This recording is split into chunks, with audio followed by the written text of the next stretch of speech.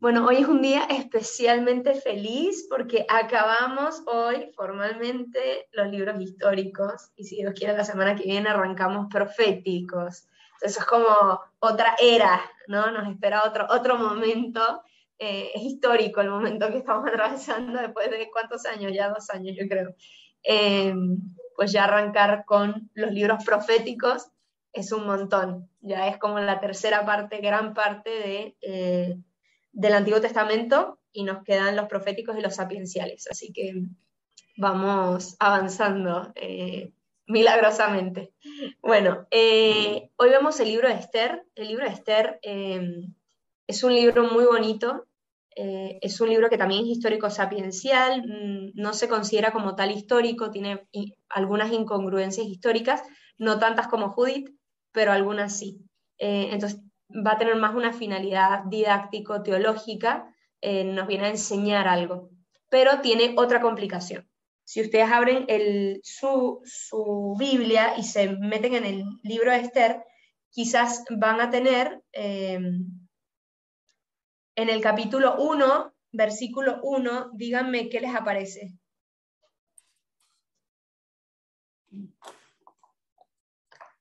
Ay.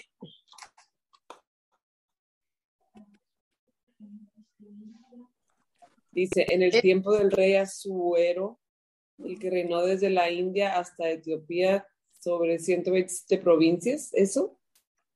A ver. Perfecto, ese es tu capítulo 1. Antes no tienes nada. No. En Perfecto. Esther. Entonces tú tendrías la Biblia hebrea, tendrías la Biblia con la versión hebrea y no la extensión griega. ¿Sí? Entonces aquí vamos a tener ahí, ¿a alguien le aparece 1:1a?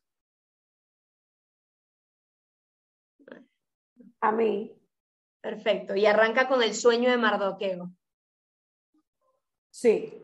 Perfecto. Pero comienza como ella, el año segundo del reinado del rey. No, pero es que es parecido, pero el de ella no empieza el año segundo. Ok. Aparece hablando de Asuero, pero distinto. Es lo que a ti te aparece en tu capítulo 1, versículo 1, sin el A, sin el B, mucho más adelante aparece un 1 solito. Es el banquete de Asuero. Exacto. Bueno, entonces aquí tenemos una complicación. Linda complicación. Vamos a explicarla, ¿sí? Pero primero voy a introducir el libro, que es, bueno, este libro se llama Esther porque es el nombre de el personaje central del libro. En este libro vamos a tener unos 3 o 4 personajes principales. Está Esther, que es sobrina de Mardoqueo. Mardoqueo es también judío. Esther y Mardoqueo son judíos. Pero por otro lado tenemos a Amán y Asuero. Asuero es el rey persa, por lo tanto estamos hablando de qué época, de la época posterior al exilio, ¿no?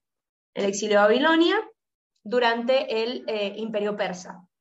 Entonces Asuero es el rey persa y Amán es el ministro, por lo tanto también es del imperio persa, ¿sí? Bueno, ¿qué pasa? Sí. Antes de que comience, escúchame. ¿Qué dijiste entonces la diferencia que era en las Biblias cuando se tenía el... No le he dicho. Okay, Ahora la voy a decir. Ay, perdona. No, tranquilo.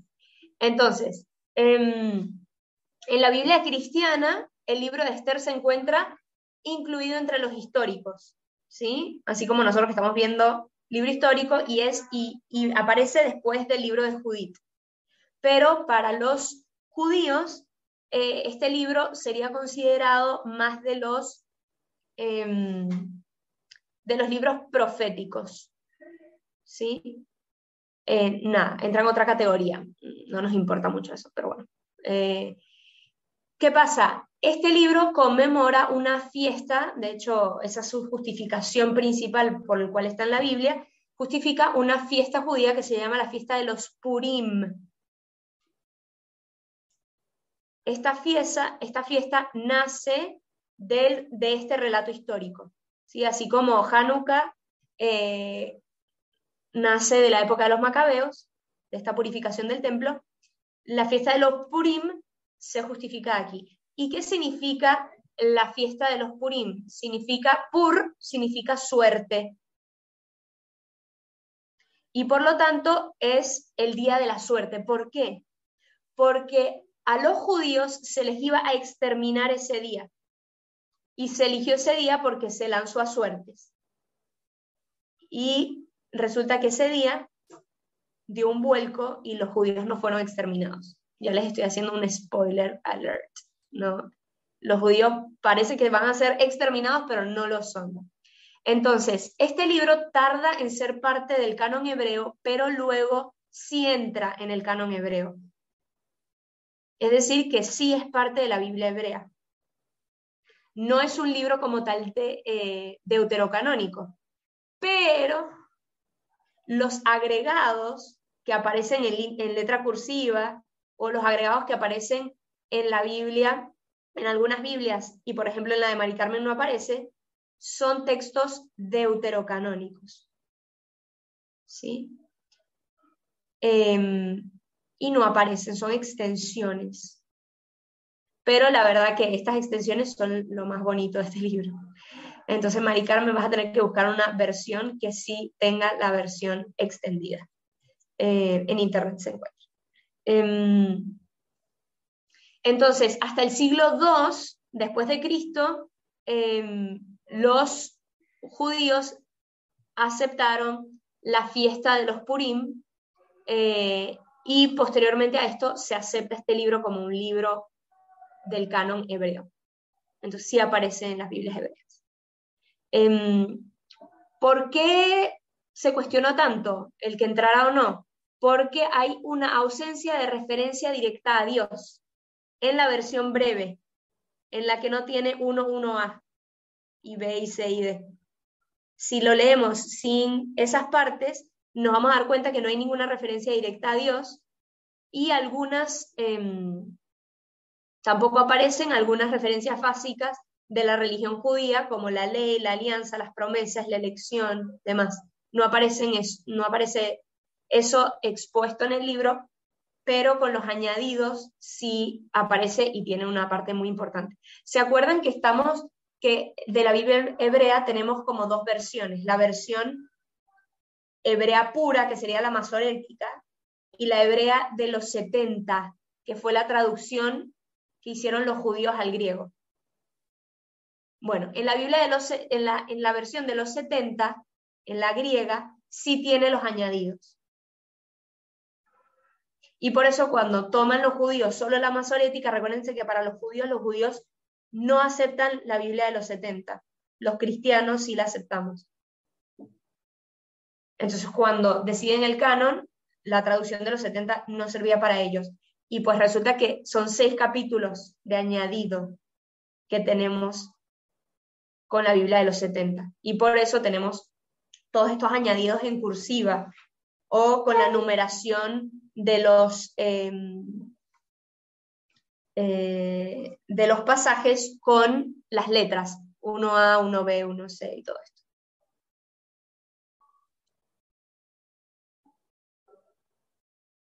Bien, ahora, ¿cuál es ¿se entendió por qué tenemos los añadidos y por qué no los tenemos?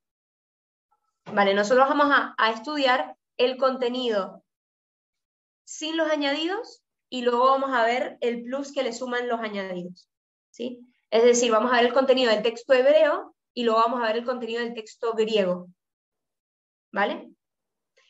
Y después de haber visto los dos contenidos, vamos a ver el contenido capítulo a capítulo, para que entendamos cuál va a ser el proceso de ver este libro. Sí, Agus. No entendí una cosa, o sea, los agregados son de los griegos. De los mismos judíos que traducen la Biblia al griego, Sí, ellos les hacen el añadido. Sí. Ah, es el añadido, pero entonces, ¿cómo puede ser que los judíos lo tomen? No lo toman. Ah, ellos no tienen estos agregados. ¿Qué hacen? A ver, nosotros tenemos la Biblia masorética, ¿sí? La Biblia masorética es la Biblia, el Antiguo Testamento original, por decirlo de alguna manera. Cuando es la diáspora griega, los mismos judíos, esto es previo a Cristo, previo a los cristianos, 2 siglos antes de Cristo. Los mismos judíos, para que los nietecitos que habían nacido con idioma griego pudieran entender la Sagrada Escritura, deciden hacer la traducción. Se hace la traducción. Sí. Y en esta traducción aparecen estos añadidos. Los mismos judíos de esa época, esos añadidos estaban. ¿Qué pasa? Que el canon judío se cierra 2 siglos después de Cristo, o sea, 4 siglos después de esto. Esos judíos de esa época deciden que esa Biblia de los 70 no vale. Pero una Biblia que hicieron los mismos judíos. Ok, por eso, los judíos primero, antes de Cristo, sí la toman, y después de Cristo la sacan, retiran esa parte. Claro, exactamente. Exactamente. La Biblia de los 70 es una Biblia judía, que los judíos posteriores desechan. ¿Por qué? Hay dos razones. Porque está anunciado. Porque hay cosas que favorecen, hay traducciones, como la palabra virgen, que favorece a la revelación cristiana, y hay otra razón que dicen que como la palabra de Dios es palabra de Dios, no se puede traducir a otro idioma, que se tiene que leer en el idioma original. Pero se cree más que es por la razón cristiana. Ellos 2 siglos después de Cristo no usan más el griego, sino que vuelven al hebreo y listo, fin. Claro, ellos dicen que la Biblia no se debería, es palabra sagrada y no se debería traducir oficialmente así como otra Biblia. Si yo la traduzco, son textos, pero yo no puedo decir que esta Biblia, por ejemplo, es como si yo no pudiera decir que esta Biblia realmente es Biblia, esto es una traducción. No, pero ya lo habían hecho. Claro, ya lo habían hecho y por eso dijeron, esto no está bien hacerlo. Retrocedieron ok. Exactamente, retrocedieron. La traducción del griego fue hace ¿cuánto antes de Cristo? 2 siglos antes. O sea, 4 siglos usaron y después volvieron y chao. Perfecto, gracias. Sí. A ver, obviamente los judíos de ahora, ellos hablan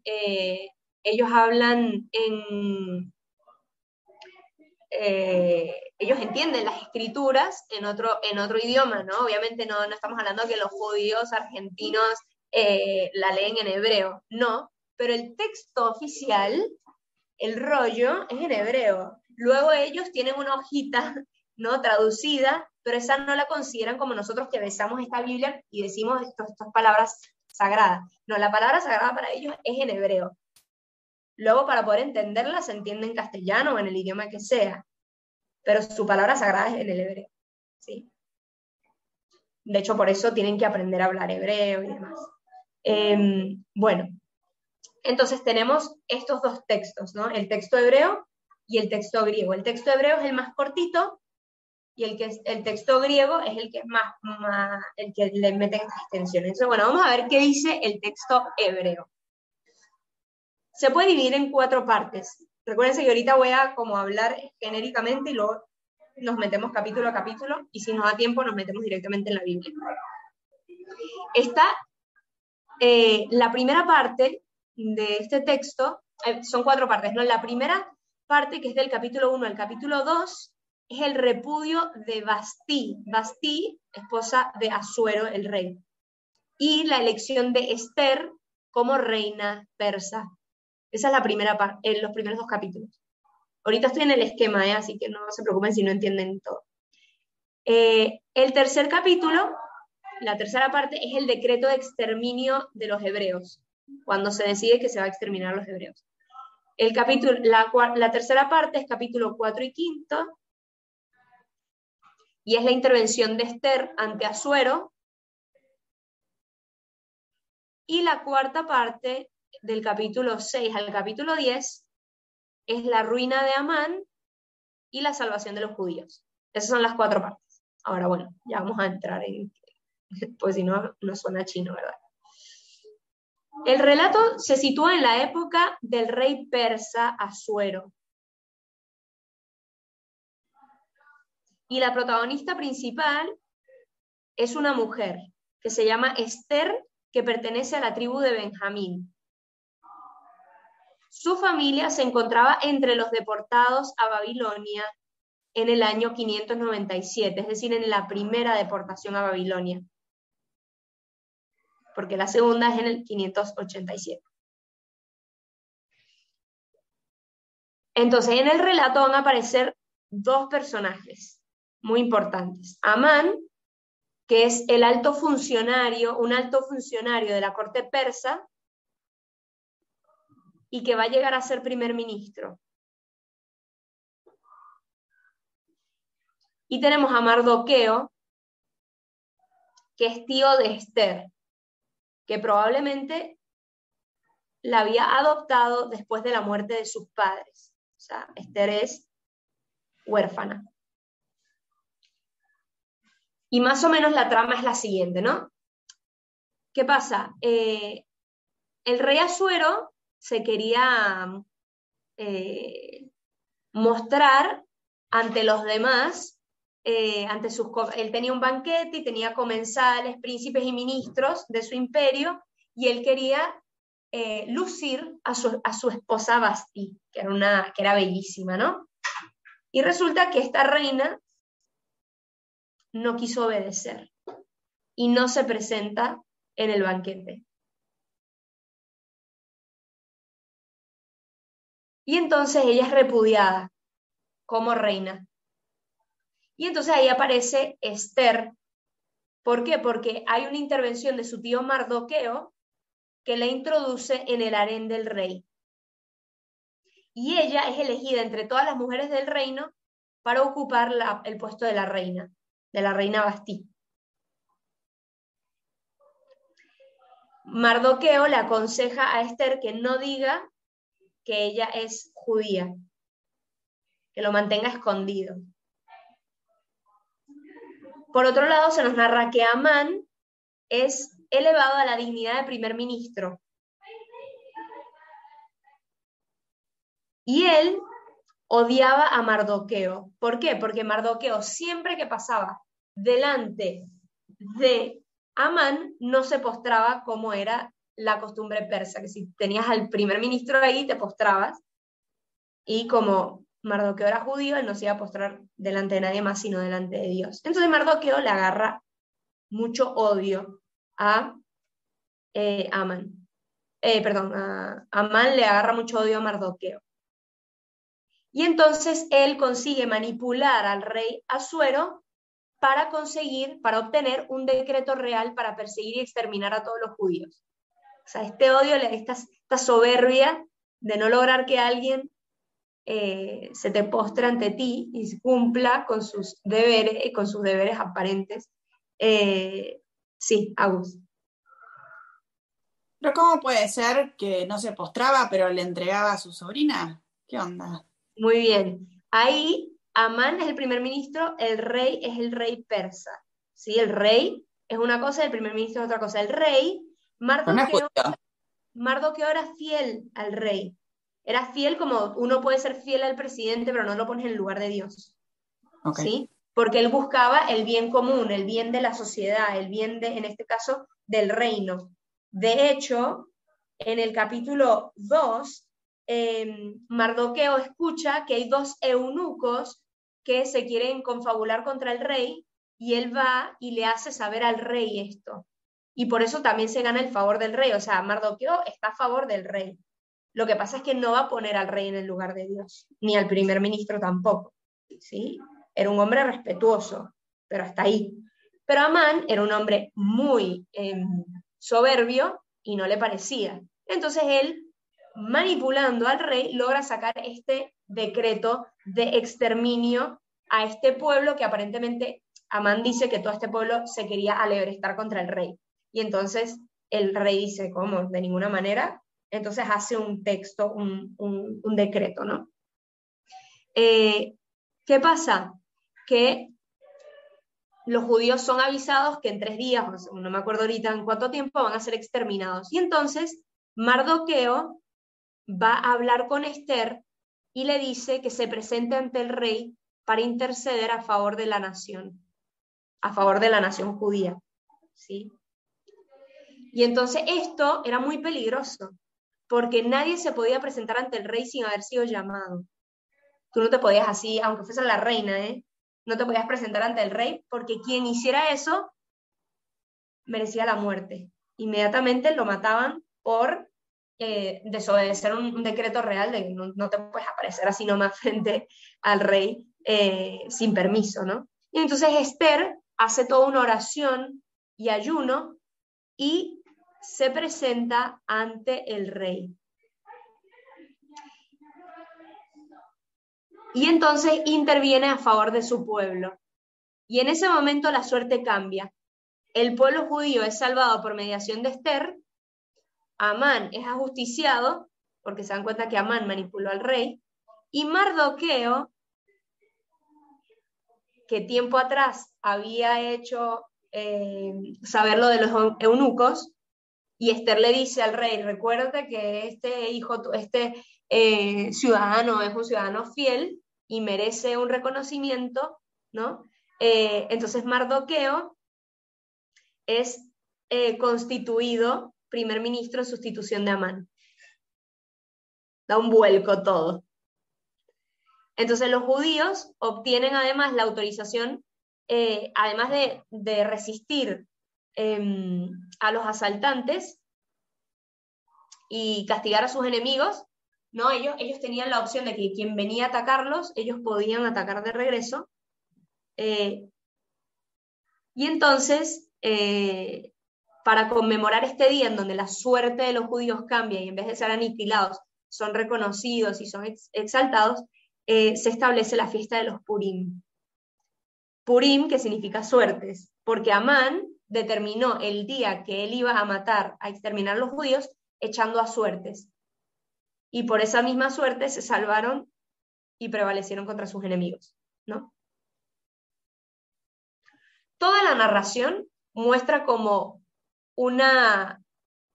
muestra a los personajes con un trazo bastante psicológico, ¿no? Porque primero Asuero es presentado como un rey voluble, manipulable, que se deja llevar por los acontecimientos y sugerencias e iniciativas de los que les rodean. Primero por Amán, luego por Ester, luego termina nombrando a Mardoqueo como primer ministro, o sea, nada, es una veleta, ¿no? Luego, por otro lado, Amán emerge como un personaje ambicioso que quiere ponerse en un pedestal a sí mismo para alcanzar el honor que le corresponde según él. Mardoqueo, por otro lado,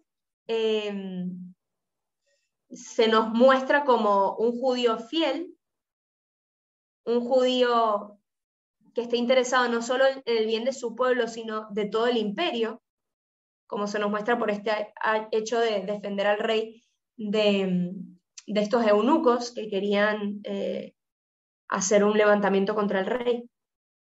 Y Ester también se muestra como una mujer muy desinteresada de su propia suerte, incluso arriesgándose a que la maten, y ella es consciente de la amenaza que se cierne sobre ella misma, pero también sobre su pueblo, y se pone su pellejo en juego con tal de salvar a su pueblo, o por lo menos hacer el intento, ni siquiera está segura que lo va a lograr.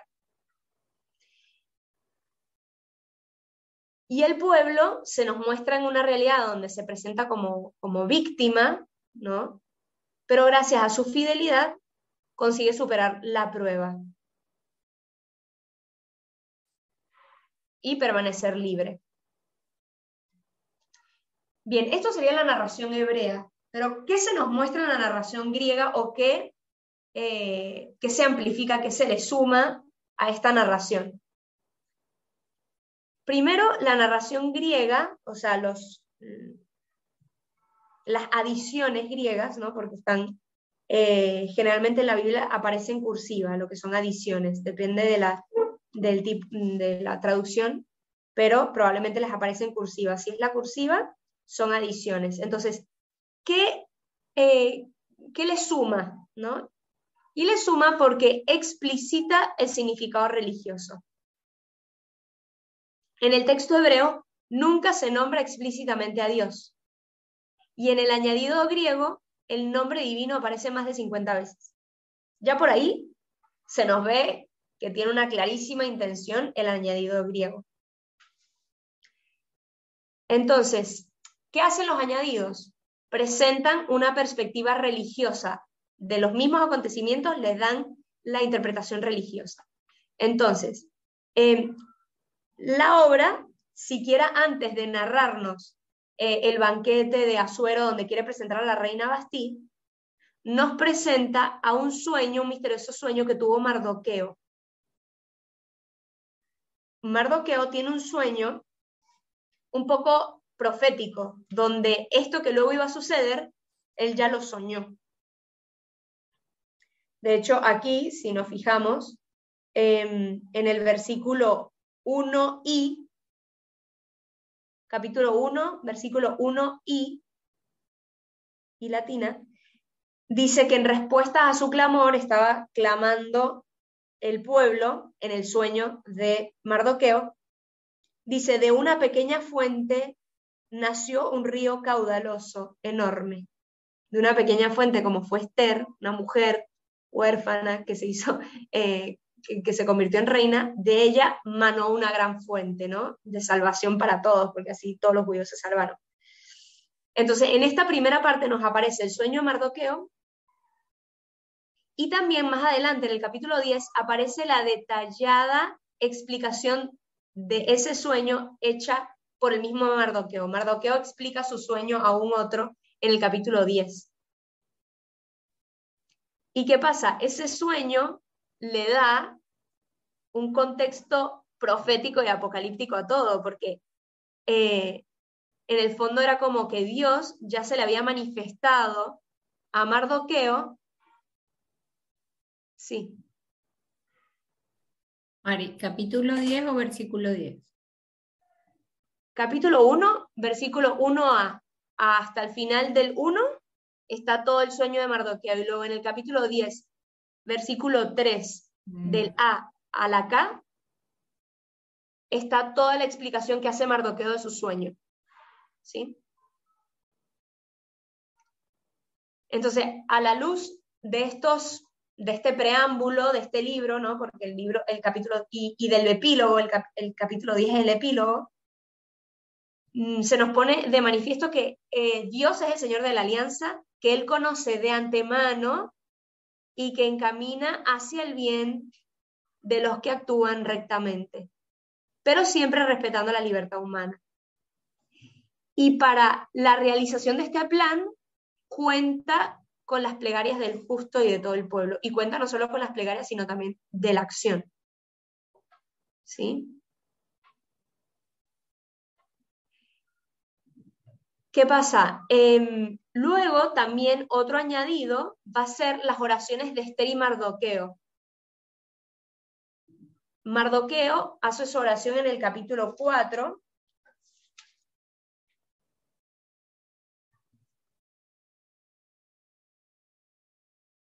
Mardoqueo y Esther, perdón, hacen sus peticiones en el capítulo 4, versículo 8a,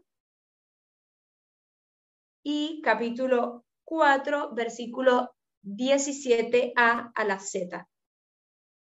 Vamos a leer un poquito de estas oraciones. Está Mardoqueo convenciendo a Esther de presentarse ante el rey para decirle que no extermine a los judíos. Y entonces dice en el 8a, 4:8a, le dice Mardoqueo a Esther: recuerda cuando eras pequeña cómo te alimentaba de mi mano, ya que Amán, el segundo en el reino, ha pedido nuestra suerte. Invoca tú al Señor, habla al rey en favor nuestro y líbranos de la muerte.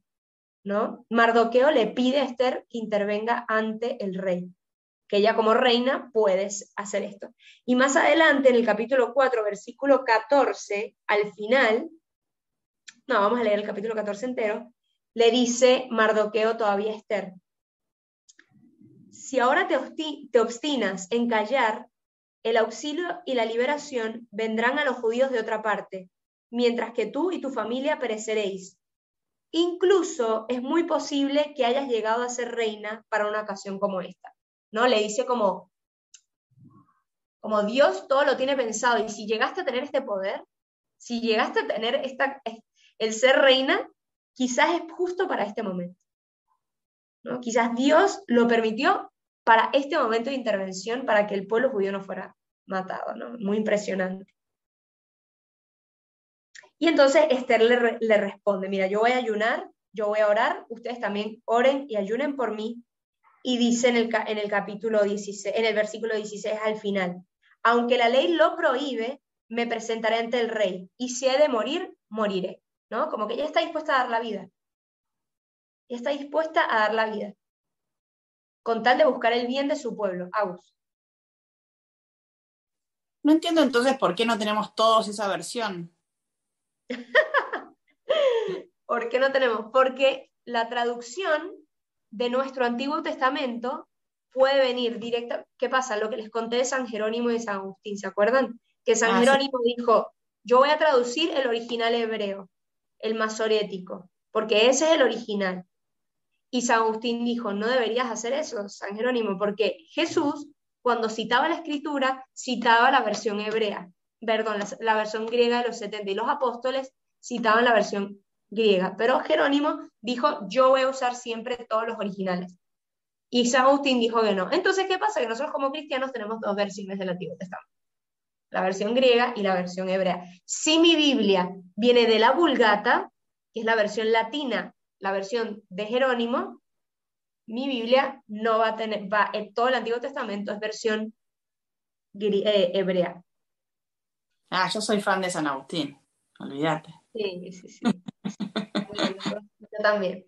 Entonces, pero ahí ven, ¿no? Son dos santos de la iglesia. Claro, qué loco. Dos santos reconocidos, y en esto no, o sea, sí, hay un intercambio de cartas interesantísimo entre ellos dos, tipo, peleándose con el tema, y terminaron mal, ¿eh? O sea, dijeron, bueno, haz tú lo que tú quieras y yo voy a hacer lo que yo quiera. Y chau, cada quien por su camino. Igual que Pedro y Pablo, ¿eh? Tú predícale a los judíos y yo lo voy a predicar a los paganos, y con la mano, adiós, chao. ¿No? ¿Quién le predica a los judíos y quién a los paganos? Pedro a los judíos y Pablo a los paganos. Soy fan de Pablo también. Bueno, y sigue pasando hoy en la iglesia, ¿no? ¿Quién le predica a los transexuales? Y los que no, los que dicen no. Para ellos no es la salvación, y no, y sí, ¿verdad? Pero a lo que voy es, los criterios son muy distintos a los nuestros, ¿no? Porque diríamos, bueno, entonces San Jerónimo no debería ser santo, porque no, claro, es santo, ¿no? A lo que voy es que en la iglesia, como decía también San Agustín, o se le atribuye a San Agustín, decía, ¿cómo es que era? En lo opinable, ¿cómo es que era? ¿Libertad? Ay, se me fue. ¿Alguien se acuerda de esa frase? Y en todo caridad. En todo caridad. A ver. Es que es muy... unidad en lo esencial. Unidad en lo esencial. Lo esencial es muy poco. Libertad en lo accidental y en todo caridad. Cuando nos ponemos tipo de radicales y perdemos la caridad, eso no es cristiano. En lo esencial, unidad. En lo accidental, tendremos que ver, esto que estamos discutiendo, ¿es esencial? A ver, repetilo, Mari, repetile esa frase que me parece buena. Unidad, en lo esencial, unidad. En lo accidental, libertad. Y en todo, caridad. Primero preguntarse, ¿esto que estamos hablando es esencial? No. Bueno, entonces, buenísimo. Libertad. Libertad con amor, no es. Luego, ¿esto es esencial? Pues deberíamos llegar a un acuerdo. Pero en todo, caridad. O sea, en nada justifica que, y ojo, que le pasa a cualquiera, me pasa a mí, nos pasa a todos. Nos calentamos y llegamos a las piñas y en realidad ya perdimos lo evangélico. Lo perdimos, ¿no? En todo, caridad. ¿Este fue San Agustín? Esto se le atribuye a San Agustín, no se sabe. Muchas cosas se le atribuyen a San Agustín. Se sorprenderían, tipo, cualquier cosa en la antigüedad, para dar valor a las cosas, se firmaba según una persona tipo valiosa, ¿no? Entonces hay muchas cosas que luego terminan siendo textos que en realidad no eran de San Agustín, pero se le atribuyeron porque tenía como el rasgo de San Agustín para darle como un valor. Pero el mismo que lo escribió firmaba a San Agustín como para que la cosa tuviera peso, ¿no? Sí. A ver, aquí hicieron una pregunta o una afirmación. Y eso se debe aplicar en todo. Así es, en todo se puede aplicar, en cualquier tema. Cristianamente, ese debería ser nuestro comportamiento en la vida, ¿no? Por eso está bueno tenerlo como frase, saberla, ¿viste? Sí, Porque sí. puede llegar a calmar mucho. Sí. Y también distinguir, porque a veces nos ponemos como a hablar de cosas como si todo tuviese la misma importancia, ¿no? Todo tiene la misma importancia, todo pierde la importancia. Cuando le pones a todo la misma importancia, todo la pierde, ¿no? Entonces, nada, es interesante, ¿no? Y también para no caer en discusiones inútiles, ¿no? Y especialmente hoy en donde todo es defendido con el relativismo absoluto. Bueno, tendrá que ver, hay cosas que sí son relativas, que da lo mismo, y no hay que pelearlas y agarrar la espada, no, pero hay cosas que no. Si lo peleamos todo, al final, lo esencial lo perdemos también. Bueno, y entonces luego aparece la súplica de Esther, ¿no? Que es preciosa. Capítulo 4, versículo 17, y dice aquí, Mardoqueo recordando las maravillas del Señor, ¿no? Su oración empieza él haciendo memoria de las maravillas que Dios ha hecho.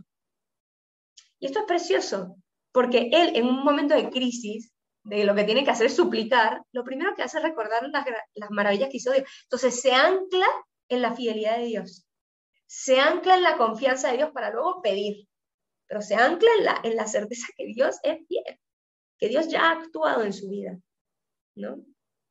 Y empieza, el mundo entero está sometido a tu poder, Rey omnipotente. Tú, o sea, el rey Asuero hoy está de rey porque tú así lo permites, ¿no? O sea, imagínense la confianza de Mardoqueo, ¿no? Y luego más adelante dice, no me postraré más que ante ti, Señor, ¿no? Le reconoce a él el único delante del cual se va a postrar. Más adelante en el H dice, escucha mi oración y ten misericordia.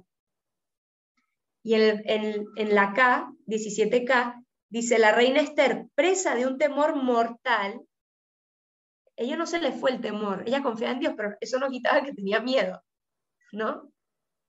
Dice, se refugió en el Señor. El 17K. Y luego el 17L dice, empieza Esther a hacer su súplica, ¿no? Señor mío, Rey nuestro, tú eres el único. Defiéndeme que estoy sola y no tengo más defensor que tú, ¿no? Esa experiencia de solo Dios me puede sacar de estas, ¿no? En el 17R, Señor, manifiéstate, dame valor. 17S, pone en mi boca la palabra oportuna. Cambia mi corazón. Perdón, cuando esté ante el león, que era el rey, cambia su corazón. Le pide que cambie su corazón. Le pide que se convierta para que pueda escucharla. 17T, defiéndeme a mí que estoy sola y no tengo a nadie fuera de ti. 17Y, tu sierva no ha encontrado gozo sino en ti, Señor. Bueno, es una oración preciosa, la pueden leer completa, ¿no? ¿Qué versiones católicas son las que tienen las tensiones?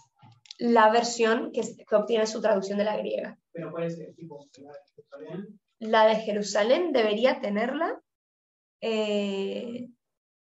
La de... Es que depende, porque ha habido mezclas. Están preguntando cuál versión católica sí tiene la versión extendida de la griega. Depende porque hay, por ejemplo, la de Jerusalén toma la de San Jerónimo, toma la Vulgata, pero también toma añadidos. Tipo, hace como mezcla, ¿no? Entonces, yo no te podría decir, tendrían que ver cada una la conferencia episcopal dependiendo de cada lugar. Pero yo iría al primer capítulo de Esther y ver si la tiene y ya está. Sí. Ganó Jerónimo, porque hay más Biblias de las de Jerónimo, entonces. No necesariamente. No necesariamente. En Jerusalén está, ahí están diciendo, sí, en la de Jerusalén debería estar. La conferencia episcopal española la tiene, la de aquí Argentina no sé si la tiene, la del libro del pueblo de Dios. No la tiene. Bueno, no la tiene. La Biblia del peregrino también la tiene. Ya fui por otra Biblia. Bien, entonces, ¿qué pasa? Estas oraciones de Mardoqueo y Esther profundizan el sentido teológico del acontecimiento, o sea, lo ponen todo delante de Dios. Y resaltan elementos de la historia de la salvación como la majestad de Dios, la elección, la promesa, el castigo, ¿no? Muchos temas teológicos de toda la historia de la salvación. Y luego también, en esta extensión también aparece cuando Esther se presenta ante el rey, que esto es buenísimo, esta es buenísima, así que la vamos a ver.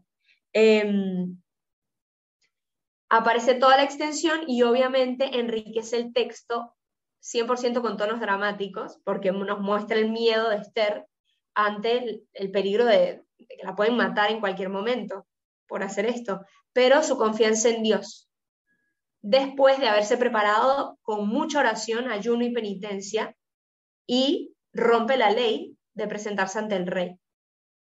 Y dice así, capítulo 5, 1a. Al tercer día, cuando terminó de orar, estuvo 3 días orando, atención, Esther se quitó la ropa de súplica, ¿no? El sayal, y se vistió con sus galas. Estaba deslumbrante. Habiendo invocado a Dios, Salvador, que todo lo ve, tomó a 2 sirvientas. En una se apoyaba delicadamente, la otra le seguía sujetándole el vestido, porque estaba débil después de tanto ayuno y después de tanta oración durante 3 días. Ella estaba sonrosada, en el culmen de su hermosura, su rostro alegre como el de una enamorada, pero su corazón angustiado por el miedo. Y pasando todas las puertas, ¿no? Es que te lo vas imaginando, ¿no? Ella débil, agarrándose de sus 2 sirvientas, o sea, la situación dramática que va a pasar, te la puedes imaginar en una película, ¿qué le va a pasar? Pasando cada puerta y se presenta ante el rey, ¿no? Se presentó ante el rey. Él estaba sentado sobre su trono real y revestido con todos sus ropajes de sus apariciones oficiales, todo cubierto de oro y piedras preciosas. Tenía un aspecto verdaderamente temible. Y levantando el rostro, encendido de majestad, la miró en el culmen de su ira, como ¿cómo te atreves?, ¿no? La reina se desmayó, se demudó su semblante por la debilidad y se dejó caer sobre la cabeza de la sirvienta que la precedía. Pero Dios, atención, cambió en dulzura el ánimo del rey, que angustiado saltó de su trono y la tomó en sus brazos hasta que se repuso. Y la consolaba con palabras tranquilizadoras diciéndole, ¿qué tienes, Esther? Yo soy tu hermano. Recuérdense que este término, tu hermano, se usaba en amplio, ¿no? Soy tu compañero de vida, ¿no? Yo soy tu hermano, tranquilízate, no morirás porque nuestro mandato se aplica solo a la gente común. Acércate. Y extendiendo el cetro de oro, lo puso sobre su cuello, la besó y le dijo, háblame. Y ella le confesó, te vi, Señor, con el aspecto de un ángel de Dios y se agitó mi corazón por el miedo a tu majestad, porque eres admirable y tu rostro está llena de gracia. ¿No? Todo esto son añadidos. Y luego ya le dice, bueno, mira, quiero pedirte algo, tal, que salves a los judíos y todo esto, ¿no? Entonces es evidente que este añadido es una evidencia teológica, ¿no? Que le meten aquí para darle el acento espiritual, teológico al relato. Y luego también el añadido griego mete 2 edictos reales, ¿no? Los 2 edictos hacen explícitos los motivos religiosos vinculados a la persecución del pueblo judío. El primero es el aval del rey diciendo que salgan a perseguir al pueblo. Y el segundo decreto, el edicto, es la salvación del pueblo judío. El primero, que es de condena, se expresa con términos que nos recuerdan a la época griega, es decir, posterior a esto. ¿Por qué? Porque era como una persecución a los judíos por no cumplir con las leyes del reino, en este caso de postrarse delante del primer ministro. Y porque en el fondo no pone esa causa justa, sino que nada más pone que la presencia de este pueblo ponía en riesgo la estabilidad del reino persa, porque no obedecían a los mandatos. Y en cambio el segundo decreto es a favor de los judíos, ¿no? Que es un decreto mucho más amplio, solemne, en donde Asuero justifica su actitud culpando a Amán por su manipulación y reconoce la lealtad de los judíos, reconociendo que Mardoqueo había sido fiel cuando lo de los 2 eunucos, ¿no? Y dice que ya no se va a exterminar a los judíos. Declara el derecho de los judíos a vivir según sus costumbres, porque son costumbres buenas y justas. Y entonces decreta que Dios va a cambiar el día decretado para su exterminio como un día de alegría y que debía ser celebrado como día festivo. Este día de los Purim, ¿no? La fiesta de los Purim. Bien. Recorremos, una vez ya vistas las diferencias entre el texto griego, el hebreo y el griego, me voy a meter muy brevemente capítulo a capítulo, ¿no?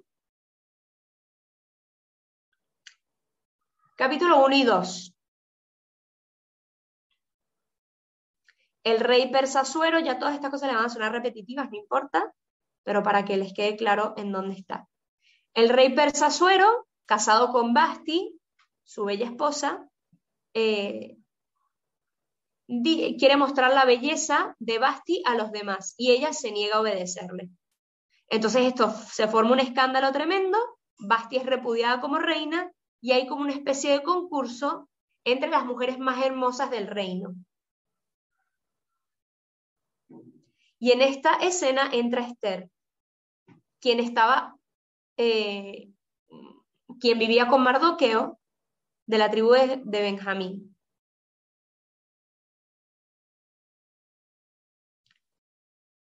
Algunos creen que Mardoqueo era el tío de Esther y la presentan como su hija adoptiva y otros la presentan como esposa. Nosotros nos quedamos con la versión de tío. Esther es llevada por el mismo Mardoqueo, por eso no queda que fuese su esposa. Esther es llevada por el mismo Mardoqueo al concurso y la presenta como candidata porque ve que es hermosa. Y ella tiene 12 meses para prepararse.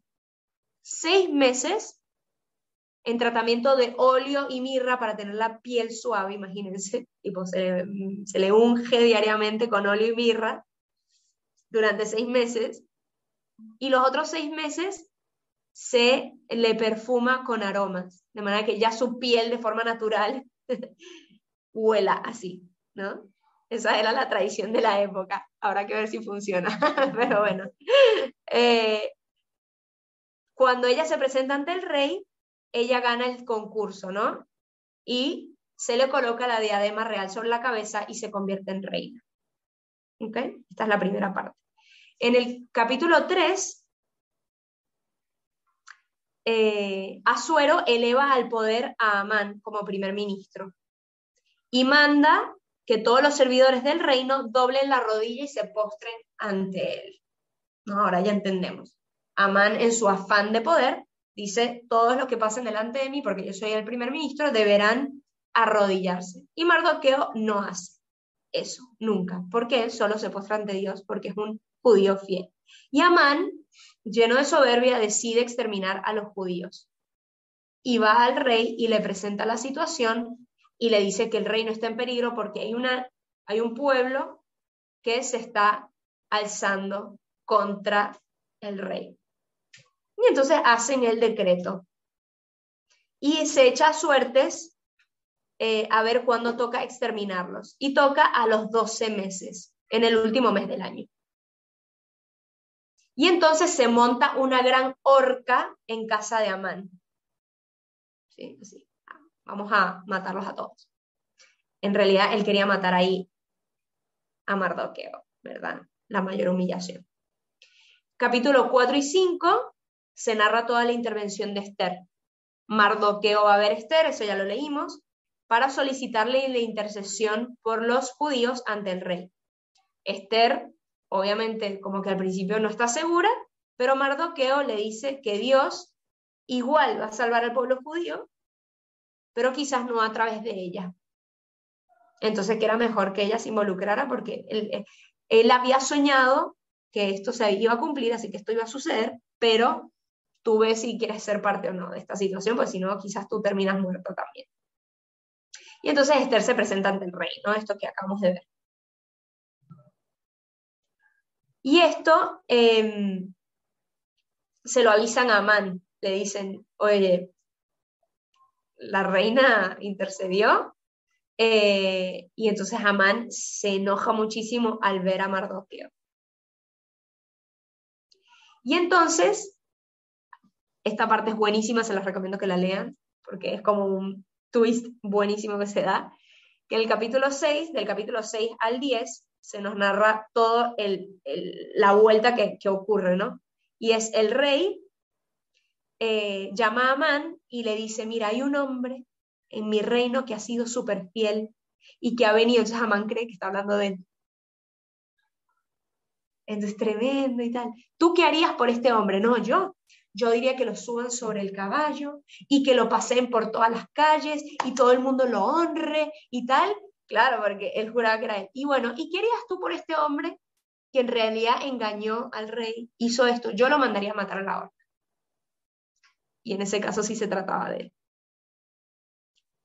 Y entonces el rey le dice, bueno, muy bien, sube a Mardoqueo sobre el caballo y hazlo pasear tú mismo para que lo alabe todo el mundo. Claro, él pensaba que era él el que iba a ser honrado, entonces hizo todo lo que él le hubiese gustado y resulta que él tuvo que hacer esto para Mardoqueo. Y entonces Esther le dice al rey que este decreto de aniquilación era por culpa de Amán. Y entonces Amán va a suplicar piedad a la reina. Y en un malentendido, el rey cree que Amán va a abusar de ella. Y ahí sí, se acabó todo, lo manda a ahorcar. Y este día, este decreto nuevo que sacan a favor de los judíos, es lo que los judíos hoy en día celebran como la fiesta de los Purim y Urim. ¿Sí? Bien, ¿cuál es la enseñanza teológica de este libro? ¿No? Este libro, bueno, es tremendo porque hay muchas cosas muy interesantes, pero vamos a ver puntualmente, bueno, primero, se ve que hay un giro tremendo de las situaciones, ¿no? Primero, la decisión de Esther de intervenir a favor del pueblo. Luego, el honor que Amán se ve obligado a otorgar a Mardoqueo. Y por último, la elevación de Mardoqueo a los máximos honores, ¿no? En el capítulo 8 se le nombra el nuevo ministro. Entonces, se ve como este libro es un giro constante, una vuelta constante de cómo Dios se manifiesta, ¿no? Bien, la finalidad principal de este libro es la justificación religiosa de la fiesta de los Purim, ¿sí? Pero, obviamente, al nosotros leerlo detalladamente, nos damos cuenta que no es el único tema teológico de fondo, sino que también nos muestra de modo emblemático cómo el hombre justo debe comportarse en circunstancias difíciles y adversas, para no perder la propia identidad religiosa. Y este tema comprende diversos aspectos. El primero, la responsabilidad humana en la construcción de la historia.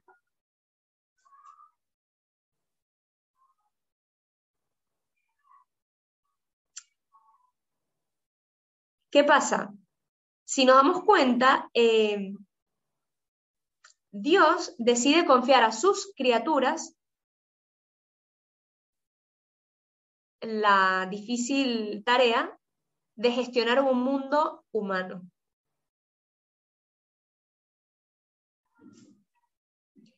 El autor nos muestra que los hebreos, y por lo tanto la aplicación a los cristianos, no deben oponer resistencias para asumir la propia responsabilidad en el mundo. en este caso, en el mundo concreto de la diáspora que a ellos les tocaba. Y pone en evidencia el peso que pueden tener y cómo se pueden cambiar las cosas si uno participa activamente, ¿no? Entonces, en el fondo les está diciendo, el mundo persa no es algo que haya que evitar a toda costa, sino un terreno más para que Dios se manifieste. Entonces, en paralelo, los cristianos no estamos invitados a hacer nuestros guetos aparte y no mezclarnos con los paganos de este mundo. ¿Cómo? ¿Cómo es que tú te vas a trabajar con prostitutas? ¿Cómo? No, esa gente es impura, aparte. Al contrario. ¿No? Al contrario. ¿No? Tanto Esther como Mardoqueo hacen lo que está en sus manos para contribuir eficazmente al bien del Estado persa. Esther llega a ser reina y Mardoqueo llega a ser primer ministro. Entonces, este libro no subraya la actuación de la responsabilidad humana en la construcción de la historia. Cómo Dios se hace presente a través de la responsabilidad humana. Este desafío es recontractual. No puede ser más actual. Incita a los cristianos a prestar atención a las necesidades del Estado sin comprometer la propia identidad de cristianos. Siendo cristianos, en medio del mundo, nos manda comprometernos, nos pide comprometernos sin faltar a los principios cristianos, ¿no? Porque el bien cristiano es perseguir el bien común. El cristiano más cristiano es profundamente humano. Se involucra en las cosas de este mundo. Luego, otro segundo punto es la historia como acontecimiento de fe. La historia del ser humano está impregnada de fe, de oración, de intervenciones de Dios. En el texto griego se nos evidencia que la historia del hombre está completamente atravesada por la intervención de Dios, que es Dios quien controla los acontecimientos de la historia y que puede transformar las situaciones más críticas. O sea, Mardoqueo de exiliado pasa a ser primer ministro. Esther de huérfana pasa a ser reina. Los hebreos, que iban a ser exterminados por el potente y poderoso Amán, se ganan al final el respeto y la admiración de todos los persas. Entonces, todo en su conjunto, el libro nos muestra el modo en que actúan unidos la providencia de Dios y la responsabilidad humana. Están profundamente entrelazados. Y esta historia nos muestra sintonía con la de José, por ejemplo, que José de preso pasa a ser primer ministro. Y se nos muestran muchas similitudes con textos bíblicos del Antiguo Testamento, ¿no? Como al final siempre es Dios quien triunfa. Con Judith, vemos también a través de una mujer, alcanza la salvación de los judíos, ¿no? Y luego está el carácter figurativo, ¿no? Que nos viene a presentar Esther como la mujer perfecta en la fe, y que San Jerónimo incluso nos las presenta como figura de la iglesia. ¿Por qué? Porque la iglesia es lugar de salvación, y Esther logra la salvación. Pero también incluso se nos llega a presentar a Esther como tipo y figura de María. ¿Por qué? Por su intervención eficaz a favor del pueblo de Dios ante el rey, ¿no? María como quien se presenta ante el verdadero rey para interceder por el pueblo de Dios. Vale, preguntas. Hasta aquí llegamos y oficialmente tocamos la campana. Hemos terminado libros históricos, oficialmente. Vamos a arrancar con proféticos. Pero bueno, preguntas hasta acá. Termino la grabación para que no se alargue demasiado.